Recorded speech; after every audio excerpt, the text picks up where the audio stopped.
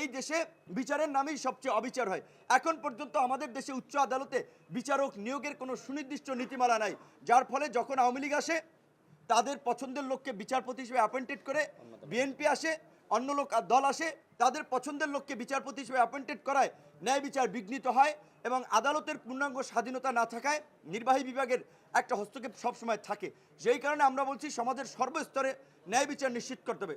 আমাদের যে 3 নম্বর মূলনীতি অধিকার, আমরা পরিষ্কারভাবেই বলেছি এই দেশে হিন্দু, বৌদ্ধ, খ্রিস্টান, বিভিন্ন ধর্ম, বর্ণ, মত পথের মানুষ বাস করে।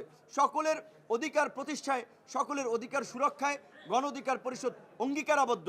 গণ অধিকার পরিষদের এই রাজনৈতিক দলের ছাতার নিচে এসে যেন সমস্ত মানুষ যেন নিরাপদ বোধ করে, যেই কারণে আমরা 3 নম্বর মূলনীতিতে আমরা অধিকারকে রেখেছি।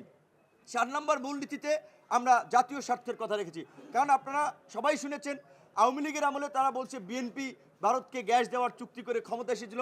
আবার আমরা তো পরিষ্কারভাবেই দেখেছি গত 15 বছরে কিভাবে আওয়ামী লীগ বাংলাদেশকে ভারত নিয়ন্ত্রিত একটি পুতুল রাষ্ট্রে পরিণত করেছিল এবং এই শেখ হাসিনার পতনেও শেষ দিকেও ভারতের সামরিক বাহিনীর হস্তক্ষেপে শেখ হাসিনা কীভাবে এই দেশে গণহত্যা চালাতে চেয়েছিল এবং রয়ের সহযোগিতায় গণহত্যা চালিয়েছিল, সেগুলো আজকে পরিষ্কার ভারতীয় গোয়েন্দা সংস্থা রয়ের সহযোগিতায় এবং ভারতের সমর্থনে। কাজেই আমরা বলেছি যে দল নয়, মত নয়, সবার আগে বাংলাদেশ, সবার আগে বাংলাদেশ, সবাই মিলে গর্ব দেশ। কাজী এই দেশকে সবার উপরে স্থান দিতে হবে, যার কারণে আমরা বলছি যে জাতীয় স্বার্থ গণ অধিকার পরিষদের রাজনীতিতে অন্যতম প্রাধান্য। যার কারণে এই 4টি মূল নীতি এবং আমরা আমাদের লক্ষ্য উদ্দেশ্যে পরিষ্কারভাবেই বলেছি একটা গণতান্ত্রিক, বৈষম্যহীন, জ্ঞানমুখী একটা কল্যাণ রাষ্ট্র আমরা গঠন করতে চাই, যেখানে মানুষের স্বাস্থ্য, শিক্ষার মতো মৌলিক অধিকারগুলো হবে সার্বজনীন এবং কোনো পরিবারতন্ত্র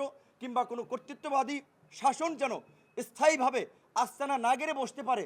ওইটা কিন্তু 2021 সালের 26 অক্টোবর আমাদের ঘোষণাপত্রে 21 দফা কর্মসূচিতে আমরা বলেছিলাম একই ব্যক্তি একই সাথে দলীয় প্রধান এবং সরকার প্রধান হিসেবে থাকতে পারবে না।